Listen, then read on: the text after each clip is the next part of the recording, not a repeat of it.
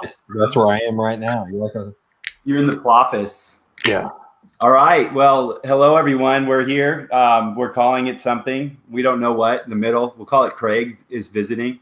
And we're going to talk about attitude today because I know for me, when I started this whole journey 20 years ago, I kind of stumbled into it, and it took me about 15, 16 years to even realize I needed a damn goal. I was 20.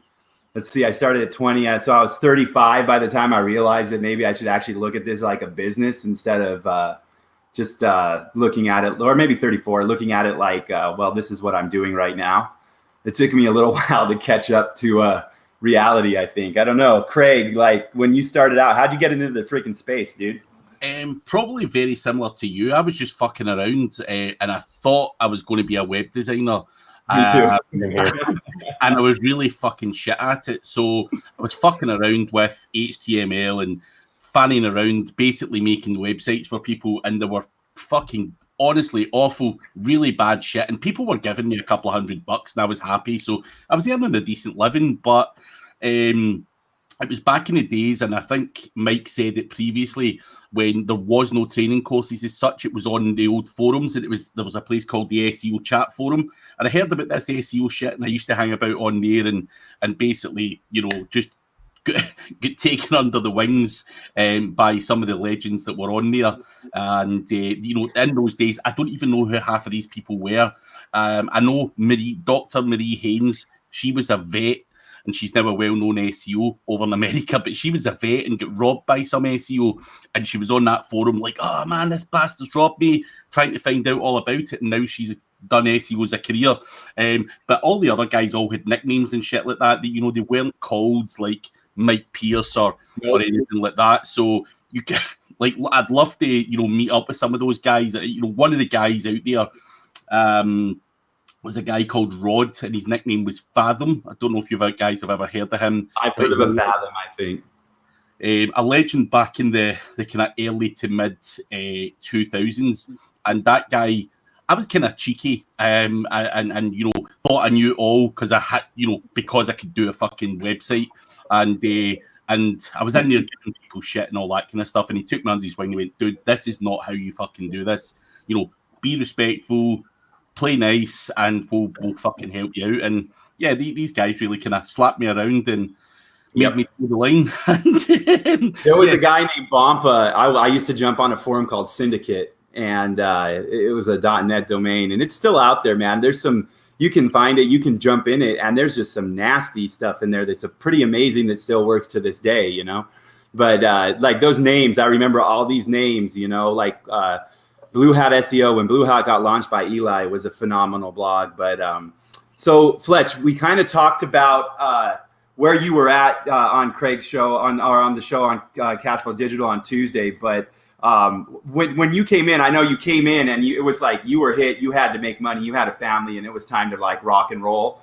Did you come in, and how did you start the process? Did you come in with the goal set and like the mindset there, or did you kind of stumble upon what we were talking about yesterday a little bit of, how to kind of turn this into something besides just something we're doing, Yeah. It's kind of complicated, and I'm relying on my own memory. Right. And so it's fairly accurate, but I try not to depend on that when I can, but I'll relate what I remember about that time in my life. And I kind of had a background in sport, right? I played American football.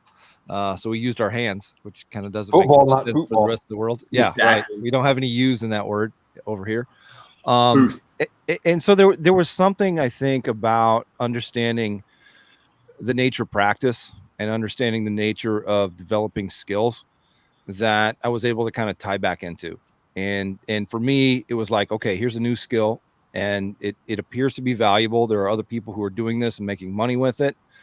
I need to develop my aptitude for this skill so I can get in the game, right? And if I can get in the game, then I can play, and now I'm going to score, and things are going to work. And I use a lot of sports metaphors with what I do just because of, the fact that I spent 25 years, the first 25 years of my life, that was really all I was really trying to go after. Like that was it. Like I didn't drink. I chase girls. I didn't do anything other than I'm going to be really good at this thing. And I kind of approached SEO that way, as far as developing a trade. We talked about a trade versus like actually having a business and systems in place, and really kind of worked at developing that trade and my understanding of it longer than I needed to, I think. I still like enjoy, like I bought your guys' course, right? Paid full market value and like everything's good, right? But I still like developing and staying kind of at the place where I know I am good at what I do, but translating that to money, there's no getting around sales, right? Nope. And I realized that a few years ago, and I yeah, had to kind of take a deep dive into that subject matter.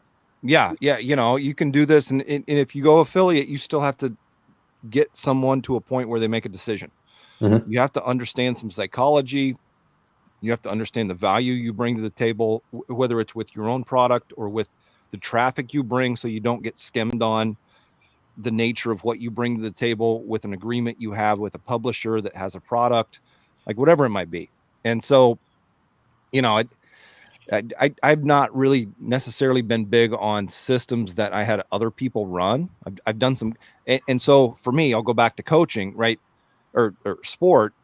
I also did coaching, and it's like, okay, I gotta translate what I do to someone else that can actually do this well themselves, right? You mentioned, I think you said, get good at SEO and then hire somebody better than you, and it was like, that's exactly the thing that you want to do. Like, how would you know they're better than you are?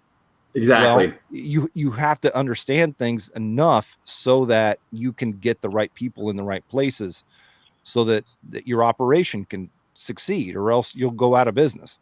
Right? No matter it's 100% true. It's like there's a guy, I'm not going to mention names, but I've known him since 2012 or 13, and man, the dude's still driving taxis, and he should be freaking killing it right now, but he just can't break that mindset of, I'm just going to sit down and do SEO all the time, so he'll keep like a few $1,000s in contracts because he can't take that leap of like systemizing and expanding. And dude, I was there for a while, like I remember that. I mean, I always kind of was on my own, but never would go work another freaking job. I always wanted to make enough from home. I don't think anyone would hire us, Mike.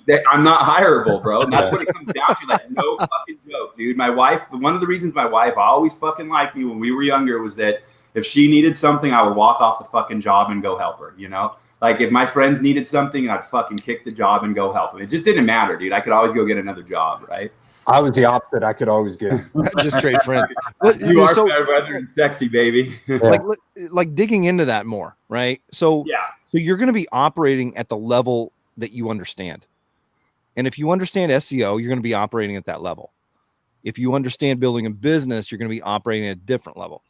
Yep. And so there can be a lot of people who know tons about SEO who are not necessarily making as much money as they could because they haven't thought about what they do as an offer, as something that you can put together and really be able to scale and systematize in such a way where you can work with a lot of people at the same time. Doesn't drive you crazy, right? It doesn't eat up all your time. And like, I know for me, like just sitting in a fixed location with screens and all this, like I can't do this, 15 hours a day. I have, and it ran its course, and it led to all sorts of problems. Like, we've all been there. When I was looking at myself as an SEO, right? It's like, I got to be in there. I got to be doing the stuff on site, on page. I got to build the links myself because that's how I'm looking at what I can bring to the table. Well, it's like Craig, limited. Right. Craig tells the story of having the agency and just wanting to be freaking, blow the world up, dude. And I was the same damn way, dude.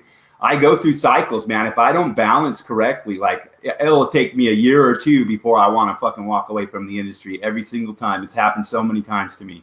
And it's because I'll work freaking 18 hours a day for 2-3 months straight and not take a damn break, And I realize that just makes everything suffer. You're a pretty hardcore SEO too, Mike. Like, what's that? I said you're a pretty hardcore SEO. I love it. Like, you dig into it, you're like, man, I wish I had someone to talk to about SEO. I'm like, that's not me. I mean, I know what I know, and I can get it done. I can But- listen, but I don't Yeah, even know the I'll right listen. questions Yeah, to I'm ask like, half oh, the time. yeah. Right. Dude, I used to sit there with Jimmy, man. Like, no joke. We would sit there all night from like 6 Yeah, he's p.m. another that likes to dig into it. 6 a.m., dude. And my wife would walk out. She said, "You guys sound like little fucking schoolgirls, giggling and shit because we found a way to freaking make Google redirect." You know, it's Is like that back when you had the pigtails? that is when I had the dress and the pigtails, buddy. Britney But Spears era. for Brad, when you got into the industry, dude, like, I know you were working at the spot and you started selling? What was it online? Headers. Headers. I was gonna say mufflers, dude, but Close. that's a different type of muff. So, but yeah, so you started with the headers. So did you build it? Did you come in looking at it like I'm going to build a business, or did you just stumble into selling headers online, dude? Well, it was back in the 08-09 recession. You know, we had just moved to North Carolina, just me and him. No one else wanted to come because they were all like retired phone men and stuff. So we had to build it back up. You moved with your lover? Yeah, me and Todd. Yeah. Todd the Rod, I called him. But we moved to North Carolina. He had his family, I had mine, and then all hell broke loose. You know, when that happened. So he was looking for ways to bring in more sales. So why don't I just start selling this stuff? I'll start on eBay, maybe Amazon, stuff like that. So I started doing that, and then I couldn't keep the headers on eBay long enough, and I was paying an exorbitant amount in a final value fee. So I was like, well, shit, I need to figure out how to get away from this. So I started looking for web designers and said, well, I can do this. I can learn how to do this crap cheaper than it would take me to pay someone. Then I don't have to pay them to update the website and everything like that. So then I realized, I was like, well, I can build a business. And then this is going to be a skill. Like I had just gotten through, I just graduated college, a degree in business management, but all the, like, you see everyone complaining about, now about college doesn't teach you how to actually build a business. It teaches you how to work for someone else, which is true. So I was kind of in that position. So I said, well, I don't really have a skill that I can go out. Like, what am I going to go do for someone like on the side? I needed a side hustle. So I said, well, if I go do this web design stuff, one, it'll help me sell the headers more efficiently, more cheaply. And then two, I'll have this other skill that I can then take to other businesses and kind of actually build my own business in that realm. So that's kind of, I got into web design, had some crazy clients there for a second. I was pretty much exact same as what Craig was talking about. A few $100, $500. I was happy. I was like dancing in the kitchen when I get the check. Do your little And, dance. yeah, exactly. And when I'd finally get paid, because like I was like, no, we'll finish this quick, and then I'll get paid everything at the end. And that helps sell them. But then as well as I do, Craig, web design clients like to stretch the job out. Because they don't want to pay that, at the end. They don't want to give that final stamp of approval so I can send them the invoice. So that was a pain in the ass. So then I was selling the headers. I got the website up. I was like, well, how can I get more traffic to it? And then that's how I got into SEO, was promoting my own stuff. And then I would do SEO stuff for the guy that I was still working for at the time. Like we pretty much blanketed the first page for like 2010 Camaro taillights, 2011 Camaro taillights, Camaro LED taillights, all those type of keywords. We were taking over for that. So I would have myself on the first page, and I would get paid essentially a commission when they would buy, because I was drop shipping everything. And then, of course, if they click through to his, he would get paid. So, but yeah, that's where we started. Then I would do Amazon products, rank those with old school GSA tactics, which was that was the most fun SEO I've probably ever done. Just load something into GSA, and watch it blow up for a month, and then pops. So it's kind of funny because it sounds similar to everybody. When did everyone set their first fucking goal? It took me a long time to set my first goal. So let me jump into this, right? So I kind of talked about like doing what I did with American football, right? I had a goal, and it was loaded with failure conditions. Like there were a lot of ways that I was not ever going to get to the place I wanted to get to. And I had to start asking myself why in the world I set that goal to begin with. And so it's like, well, you've already got goals. You don't have to go set them. You've already got a ton set. You need to really understand what in the world is already driving you toward the place you're going and operating the way you operate. Yep. Right. Spending the time on the stuff that you do each and every day. Those are already in place. What you need to do is uncover the goals you already have, get rid of those that are junk and that were set in ways you were largely unconscious to, and then start to re-implement things in such a way that you're actually moving towards something that you know you can actually accomplish. It's going to be good for you, good for others, like good, true, and important. Those are kind of the big three things I look at when I notice myself doing things that don't line up with one of those. I'm like, okay, what's pulling me here? Like what's already pulling me here?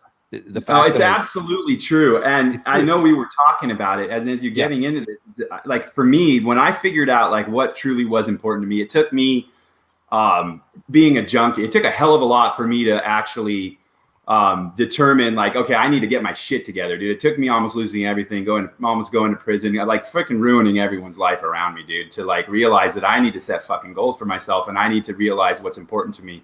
And what really made it all come together and click was realizing that, dude, if I die tomorrow, I just want my kids to think I was a good fucking dad and my wife to think I was a good husband, dude. And I did a lot to work against that for the first fucking 40 years of my life. Goals all the time. Yeah. But you're net zero, right? At that point, you've got something pulling you way this way and way this way. It's balance, and bro.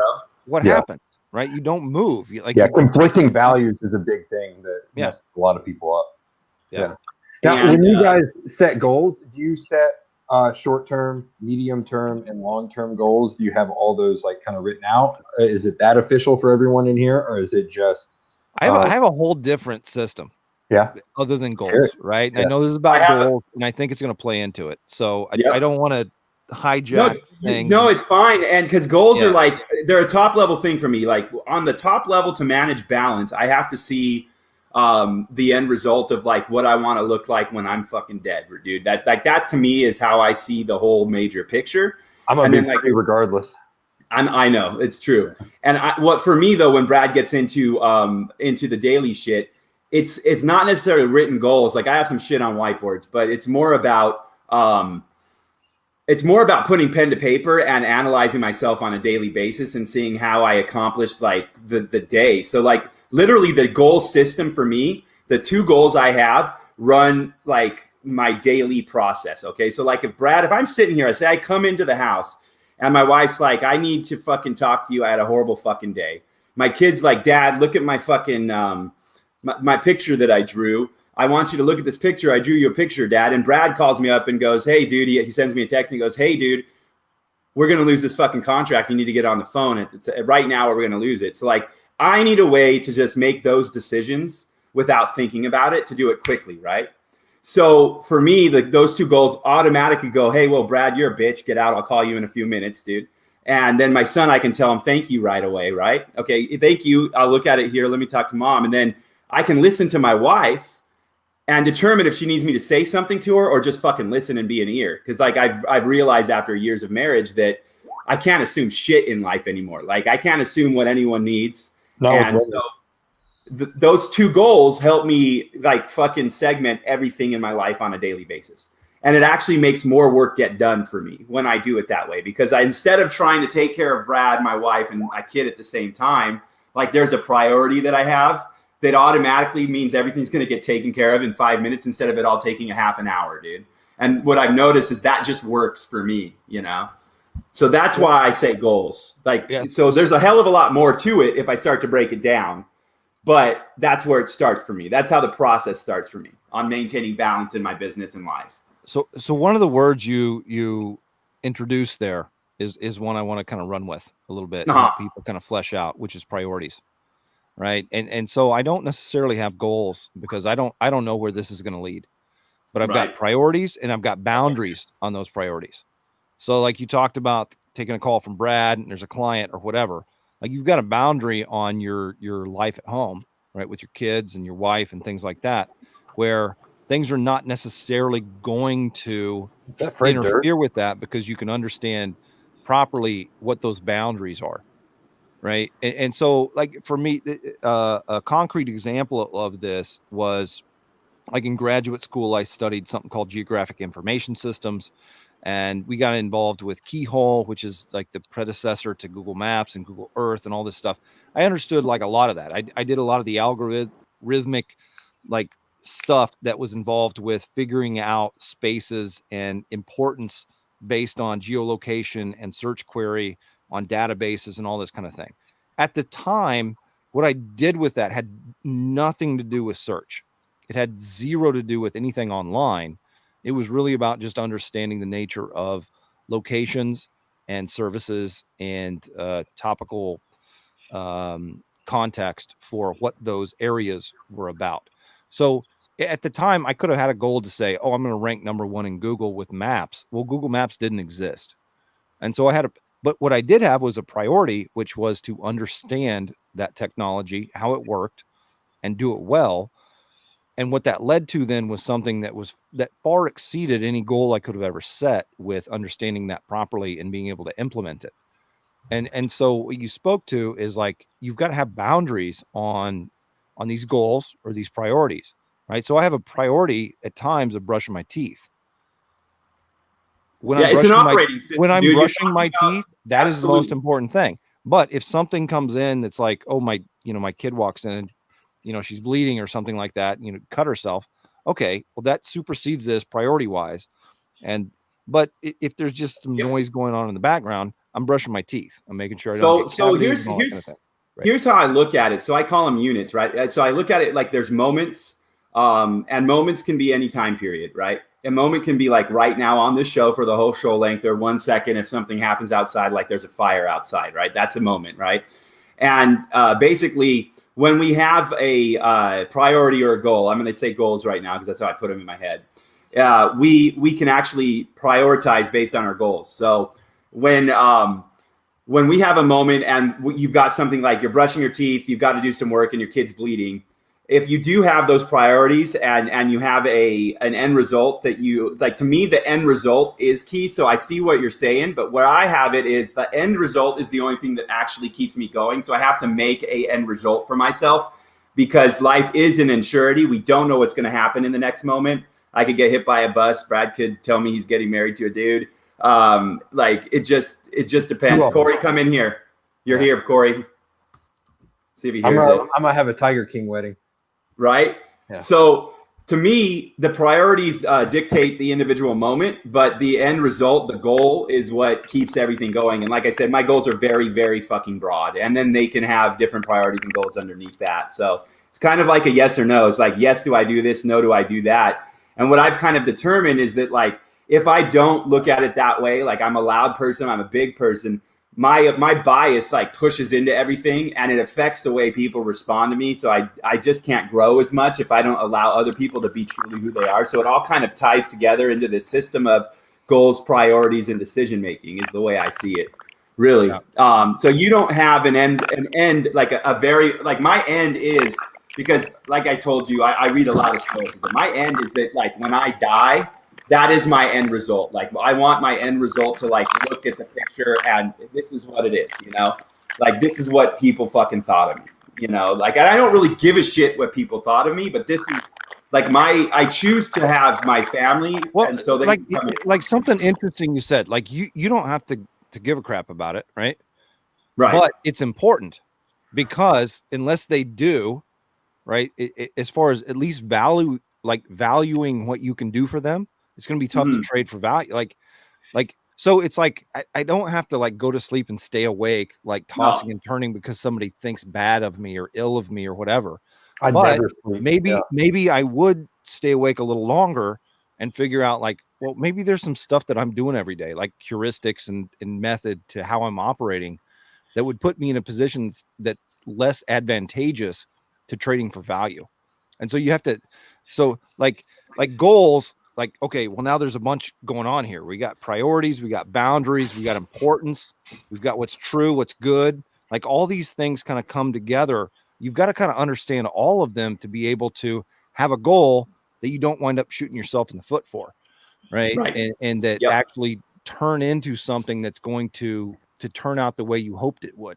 And so, you know, that was why I kind of told a little bit of the story about like with sport. For me, I had a goal and I got like this far from it. And I decided to not go ahead and push forward and try to accomplish being a professional athlete.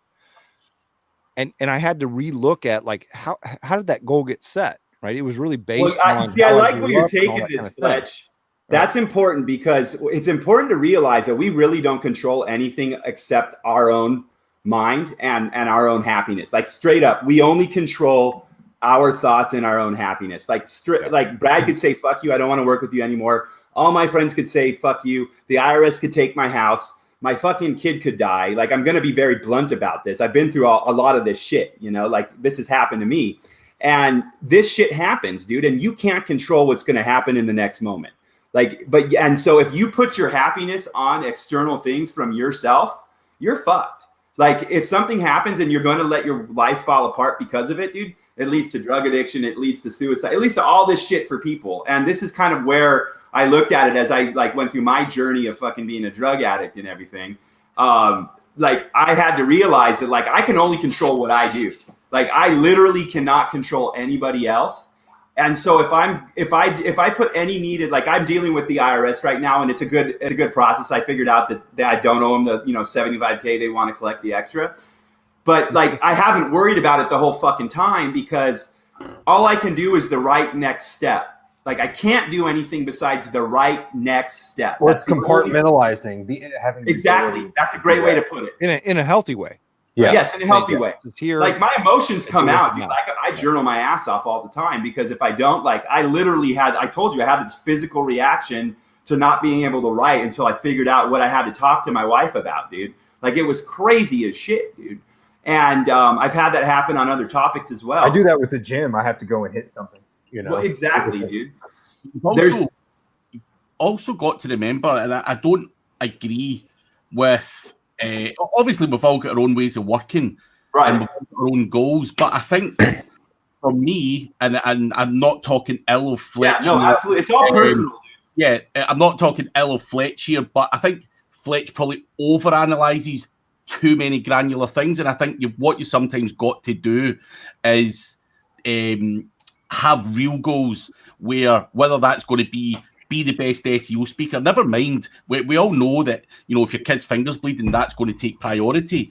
But you don't want to be that structured in that side of things. We all know what happens there. But I think, you only have X amount of hours in the day, and you've got to make that time count. And you can't be over granular with all of the kind of stuff. Obviously, you can be over granular if that's what works for you as a person, and that's how your mind works. But I think sometimes people can have this crazy ass structure and they look at things and prioritize all these shitty little things, and they don't actually do any fucking work. They don't get off the ground. They'll always be, way behind everyone else. And I think you've got to fucking aim high and not be too granular with the kind of structure. And I don't mean that in a bad way, Fletch, because honestly, Craig, like what you said, I would fully support, right? Mm-hmm. Like you've got to be able to do something. You don't want to get like fully stuck in knowing what in the hell you're going to do every day. Yeah. Right.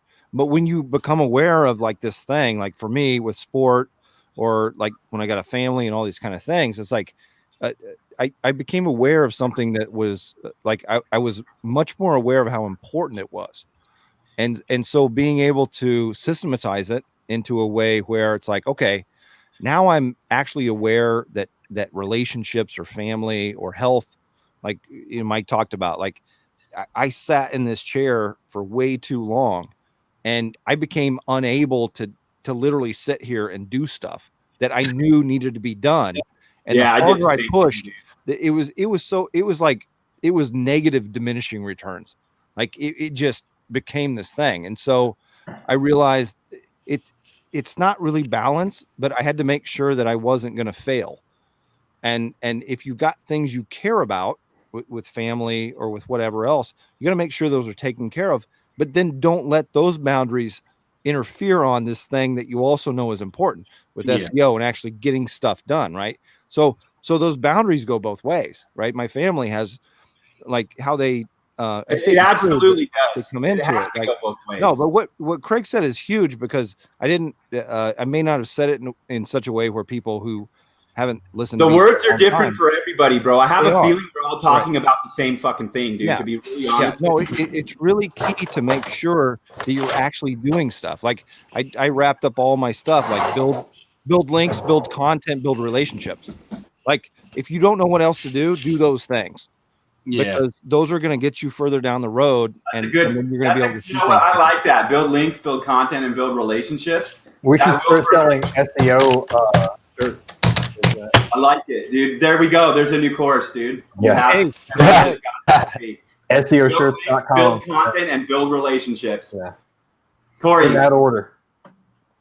so we started with asking yeah, how man. people started in this industry, dude. Like, did you come in like trying to accomplish something, or did you stumble into it and it was a revenue stream that turned into something and it was bigger than you knew, like before you knew it, dude? Like, how did it work for you, dude? Corey's story is pretty funny, the way it started. like funny. Well, haha. I don't know. Yeah, well, yeah, ironic. Yeah, I don't like this LinkedIn page. Get the hell out of here, type thing. And then Yeah, right. started his No, whole- Fletch, it's good to see you, Fletch. Man, it's man, it's been a long time since I've heard your voice, and man, just Mike has been telling me about some conversations, but man, freaking awesome to see you. Good to hear your words, Good to and see you too, man. I listened to you back in the day on OMG, man. Your stuff always inspired me because I did a lot of work in the trades and damaged myself and my body, and I did all these things that that I sacrificed. I mean, talk about selling your soul for the buck, man. Climbing around and digging holes and freaking all that crazy stuff. But Mike does that crap for fun now. yeah, and Mike has a choice, and he gets out and does it. So I mean, at least you got a choice. It's a choice that's important, dude. I mean, if you got to go like that for 30 years, dude, I got buddies that are doing it on their 40th year, dude, and they're hurting, dude. Yeah. Yeah, no kidding. Yeah.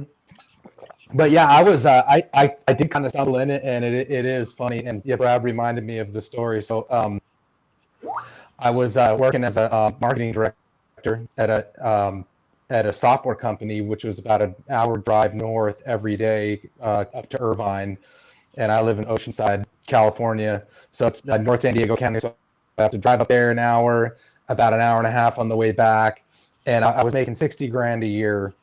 And this is like probably 8-9 years ago, and like all the stuff that I was managing a $10,000 ad spend budget. So PPC, I was setting up for trade shows. I was flying out of town and just doing everything that has to do with marketing. And then I was like, and then I was in charge of redeveloping the website. And then they were like, okay, now let's get some traffic from Google, like organic traffic to it. And I was like, and I had built tons of websites. That's how I ended up there and doing like graphic design. And then finally it's like, okay, thanks for building it, but nobody sees this thing. Like, how are you going to get traffic to it? So, that's how it kind of started. And so I started researching, getting into SEO stuff. And I realized that the best traffic that was coming to this website that I was working on was the SEO traffic. It converted better than the paid traffic. It was it was free, and so there was always this this revenue stream attached to it. And then I realized, hey, everybody needs this. It's exactly what people need is that free traffic from Google.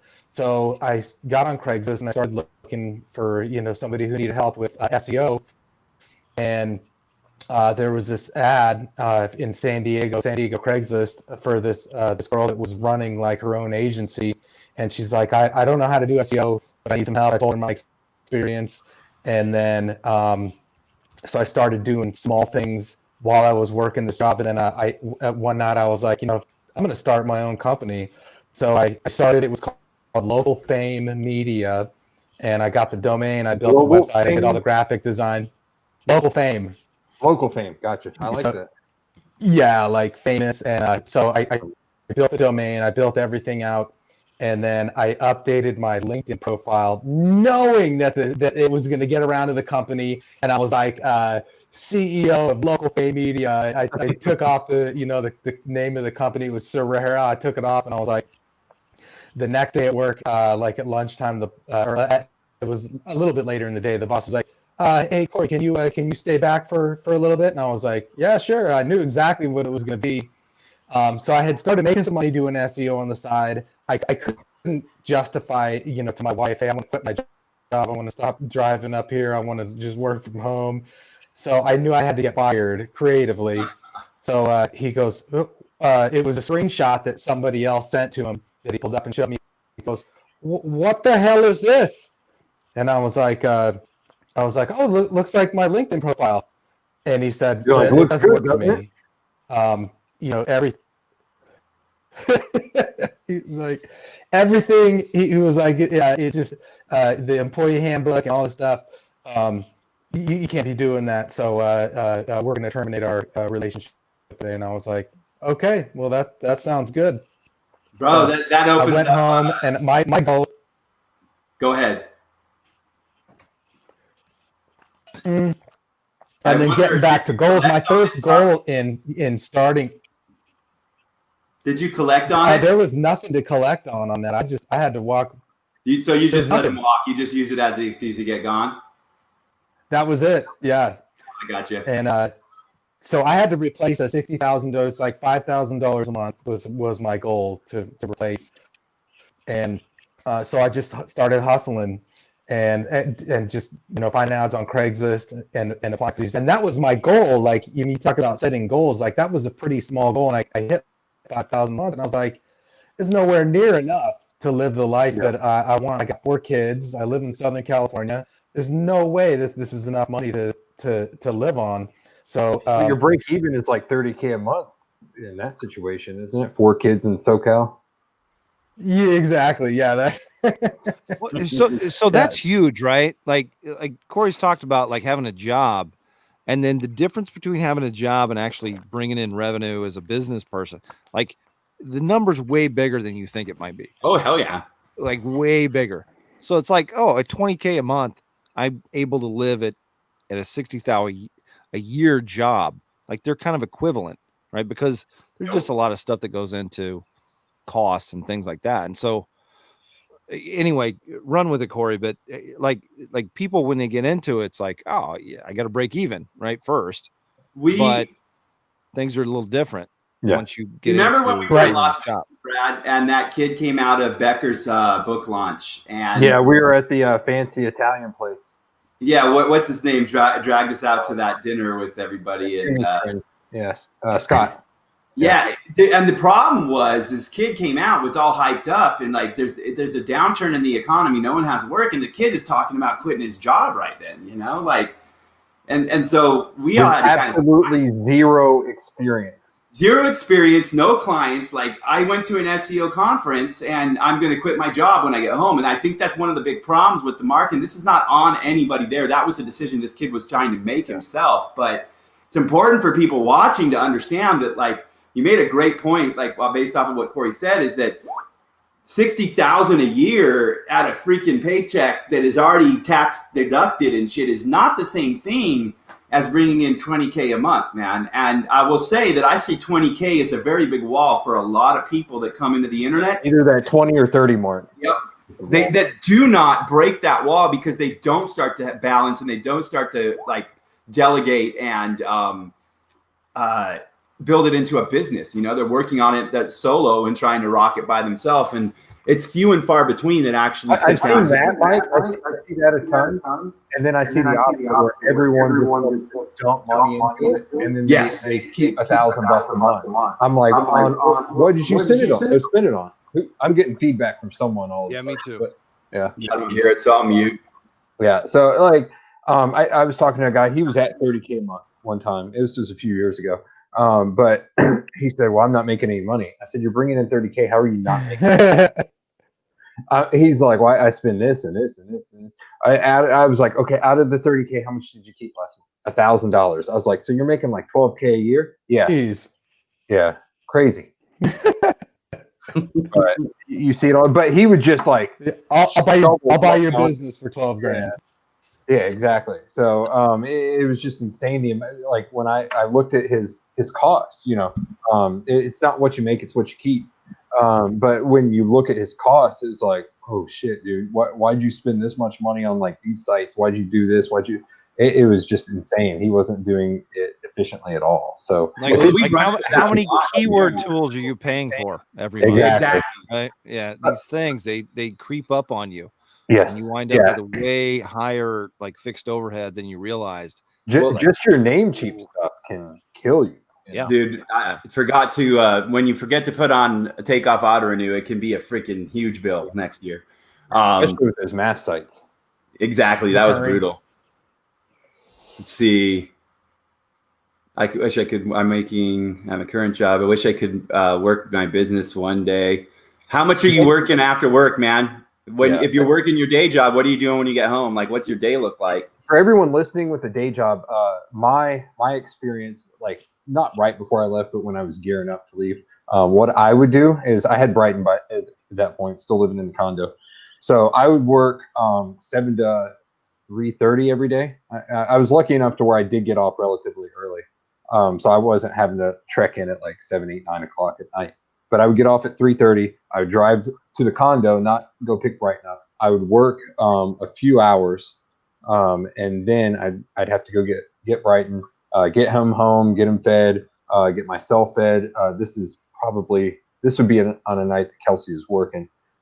So I would get him, get both of us fed, and then get him in bed by 7:30. Then I would work until like 10, 11, 12 at night. Go to bed, wake up again at 6, get him to daycare, go to work. Just wash and repeat every day. So you got plenty of time. So Brad, like one of the things that kind of would like open the question about, right, is that people who believe they have very little time, you need to make sure you're spending it well. Yeah. Evaluate. You've only got 3 or 4 hours a day. You need to allocate that towards stuff that's going to move the needle. Yep. Right? And actually get you someplace that's better than where you are now, and get you out of some of the obligations you've got with time and everything else. Like there's a blessing to not having a ton of time to do this. Like it's really like you, if you've got all day, you can sit and fart around on YouTube and all these other kind of things where, if you only got like 3-4 hours, like you really got to allocate that properly. Yeah. You look at one thing on that note, by the way, if you put in YouTube Arnold Schwarzenegger motivational video, he talks about the allocation of time in his speech there.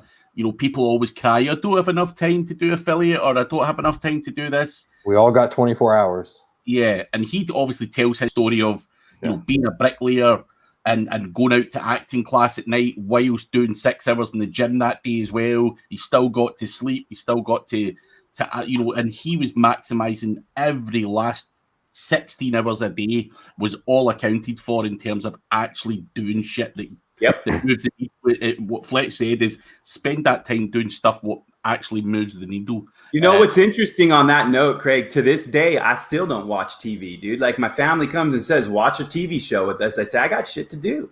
Like I just, for some reason, I can't sit down and do that. Like it makes me feel like I'm not getting stuff done. I self-admittedly watch too much TV right now. Well, you get a lot of shit done, dude. I think. What I'm able to do is compress. I can get stuff done quickly and efficiently, and I credit that to kind of having a list and having a checklist, and I get boom, boom, boom, boom, boom, and getting it done. But yeah, I've loved TV since I was little, so I won't be one of the guys. Now, back in the old schedule, I wasn't watching much TV at all, because I didn't have time. I was hanging out in Brighton, hanging out with, the family, all that stuff, getting shit done. But at this point, I can get a ton done in the first few hours, and then have my afternoons kind of open for stuff like this or meetings or anything like that, and be able to be good enough at something that you can kind of condense the amount of time it takes you to achieve it. So it goes back to what Craig said. Launch with it. Like he was being I'll say critical, but like wanting to flesh out what I said earlier about like priorities and boundaries. Like you've got to know what you're going to do with the time you have. Yeah. And if you don't know what you're going to do, like you're going to waste it on a lot of nonsense. I want to hear what you have to say, Craig. That's That true. was the point I was trying to make. As I say, it wasn't being critical. It was it was great. Yeah, do something that actually is worth it. But what I'd also say is what we've all failed with, and to some degree, is probably all of us can say this, is we've fell into this fucking job. We weren't set up to manage people. We weren't set up to run businesses, scale stuff. That's why there probably is a 10-year, apprenticeship, if you like, doing things, blowing shit up, making money, losing money, all of the stuff we've all suffered. And then you can say, right, here's what we fucking do. Here's how you, because we didn't even have the likes of Basecamp. Man, other shit. I love that. I love that, Craig. I love that. Dude, I look at my I kid. think that 100%. Like, so it is. So Craig, what you're saying, Craig, is that like let's assume that somebody comes from a place of no business experience. They just like Fletch was saying, I'm going to learn this skill and it's going to make me some money. So I think what I heard you say, Craig, resonates with me. If I heard it right, was like, I do all these, blow everything up for 8 or 10 years, and then I realize that the important things that I actually need to spend my time on, the stuff that I need to get off my plate and give to somebody else.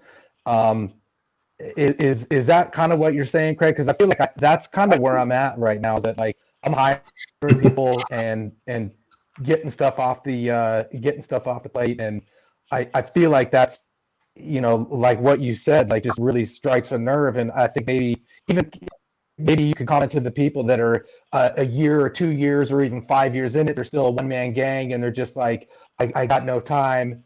But is that what you were saying, Craig? Is that you hit a certain point after several years of blowing it up? Yeah. So what I did, and I fell into it. I hired a member of staff.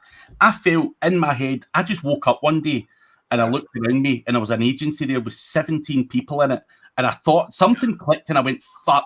Massive. What am I doing, dude? Like, how did I get here? Now, I'm shitting and I thought, fuck. The wage bill at the end of the week.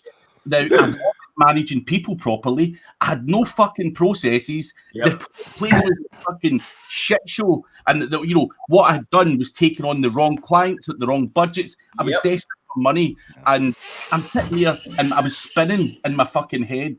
And I ended up going to the doctors, and the doctor's like, dude, what? Like, I didn't have money worries as such, didn't have family problems, didn't have anything. He's like, mate, you've got anxiety and shit, because I was like all worked up. And that is the last thing I want to say is what people are saying, allocate time. You still need to get that balance. You need to make sure that you delegate as much of this fucking bullshit as you can. We were all probably control freaks as well. I was. When I had the agency, everything was coming through me. I was the sales guy. I was the accountant. I was everything. You cannot fucking do it all.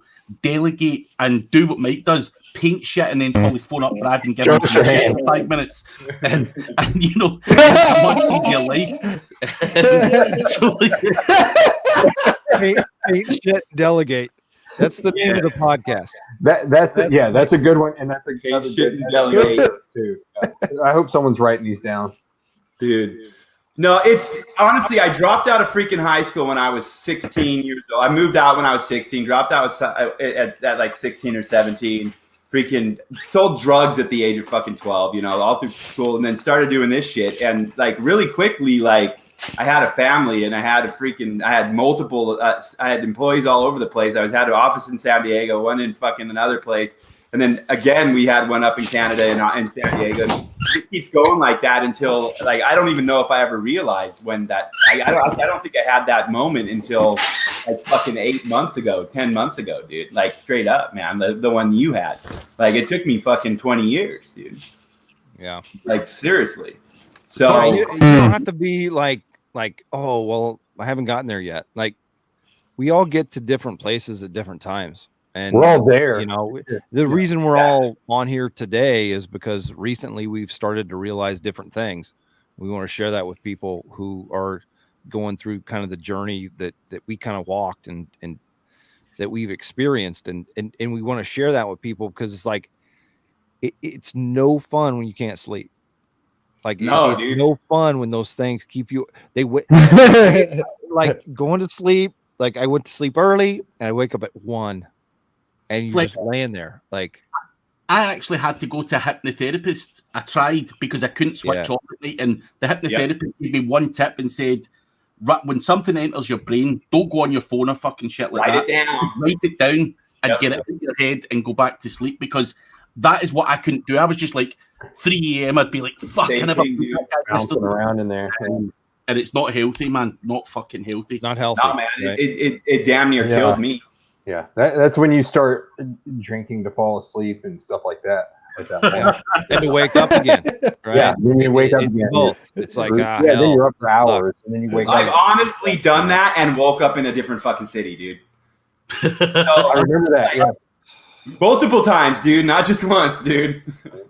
So yeah. So things can get away from you, right? So you need to kind of understand these boundaries of like, and this is why like emotions. Like I don't know if we're going to talk about what we're going to talk about on the rest of the series. I know I run a series where I look at really what you need to put in place to make sure you succeed. And like to succeed, you just have to make sure you don't fail, right? It's like, the whole Rocky thing. If you keep getting up, you win. Well, make sure that you can always get up. Right? You go on. I do talk to my kids all the time, and I truly believe this is that failure is a process of growth, and it's only a true failure if you stop at that point. Like straight up, like shit happens. Like you have losses, you have shit happen. I've lost more than a lot of people have earned, and if I had quit at that point and gone back to a day job, I would have fucking failed, but I'm still here. Right. Everyone in here read Infinite Game by Simon Sinek? That one's a good one. As far it circles back to what I have not. Yeah, it's a good one. He talks about you've got finite games and you've got infinite games. And the game of business in the long run is an infinite game. So all you have to do is pretty much stay in business, keep trucking. You'll have to adapt along the way. But yeah, it's an infinite game. And once you realize that, plus apply a little pressure like Craig was talking about to get shit done, it works exceptionally well, so don't worry about like this quarter's numbers per se. I always like to be in an upward trend, but I know stuff's going to go up and down. But yeah, things change because you might wind up like playing to win a game that has a finite ceiling, right? Yeah. We talked about ceiling and floors on the other webinar. You brought that up, right? It's like maybe you got in and could win a game that had a very low ceiling. Yeah. And you've got to come back down from that and realize like, hey, there's something else I really need to figure out. And that could be the niche, but it can also be the way you look at business, right? Maybe you're looking at this as a trade and you're in there and you're doing the stuff yourself. You realize, hey, I can live a pretty decent life this way, but I can have way more impact and I can sleep at night and I can wake up and enjoy my kids and my family and all that stuff if I actually have to come off of this. And it's the numbers might not say you're progressing. They may not say you're making progress, but you absolutely are. If you're starting to look more contextually at the success conditions you need to have in your life to make more of an impact, do more big, important, true, good things. Like you've got to understand that for what it is. And it hero's journey, I think, like in one way, if you understand that kind of like the mythological standpoint of like you go out and you fail and you come back, and like there's a whole bunch of different things in that element. We won't get into that today, or I won't. We can talk about it later if you want to. No, we're gonna cut it in about 7 minutes, but I have a lot of this written down for topics, man. Yeah, there's a lot. Yeah. So what you have to realize is that your numbers might not accurately portray where you actually are, in as far as how you understand how life works, right? How your life works, this life works. Well, you might have more later or whatever it might be, but like a lot of times to gain momentum too, you've got to like, in order to jump higher, you've got to kind of crouch down and then jump up, right? So that happens a lot of like, it's like compressing the spring so it can just explode at that point. So a lot of times if you're having to learn or add something else to your business, you're going to kind of seemingly backtrack, but you're not backtracking. You're just kind of compressing the spring. So you're gathering yourself forward. Yeah. Yeah. Man, one of those things, Brad, and I appreciate that analogy, and kind of to piggyback on what Fletch was saying, to sleep at night well, I think you've got to have the confidence that at least you're moving forward. And one of those things for me has been, bringing the right people on as hires. It's almost the exact same skill set as landing a new client. So HR is a you're putting them rough through a vetting process.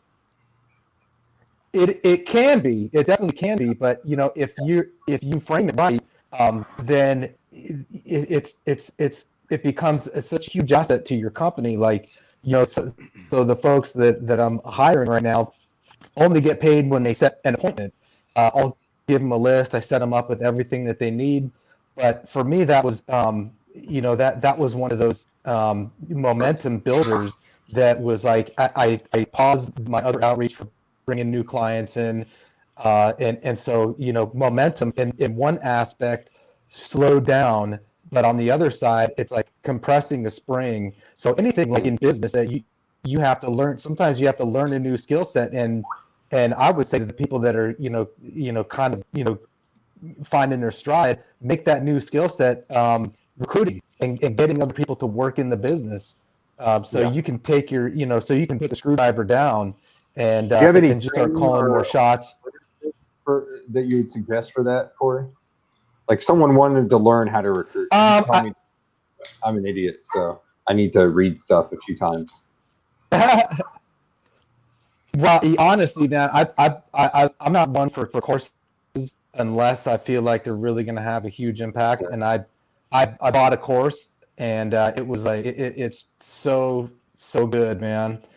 And I mean, I don't have any like affiliate or anything like that, but it was this one called Simple Agency something Solution. Kevin Wilkie is the guy that put it out, and I mean, it's somebody who's completely out of our circle. Like I don't know him. I've never heard his name. Probably, maybe you guys have or haven't.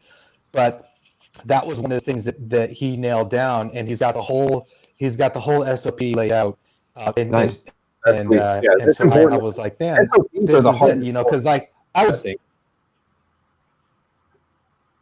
So I'm going to cut it right here.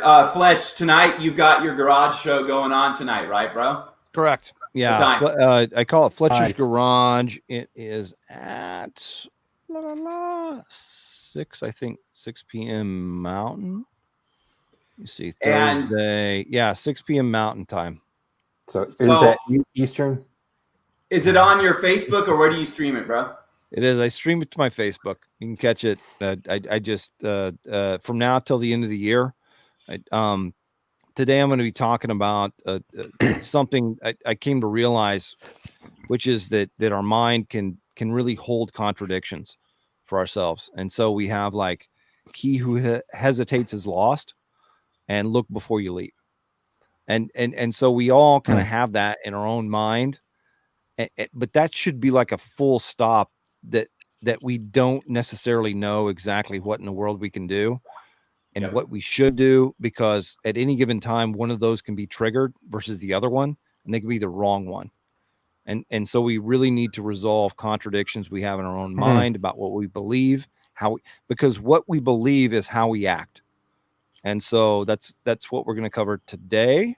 And then next time, well, you know what? What's interesting is because also how we act and what we believe changes on a daily basis. So I'll throw that. It does, because you can be activated in any of that stuff, right? So here's the thing: we got there's the core's rolling out right now. We got Cashflow Digital next week, so we're going to be looking at clusters. We're going to be continuing to dig into how to rank fast. That ties back into the update that's rolling out right now, which I think today got announced, right? Yeah. Yep.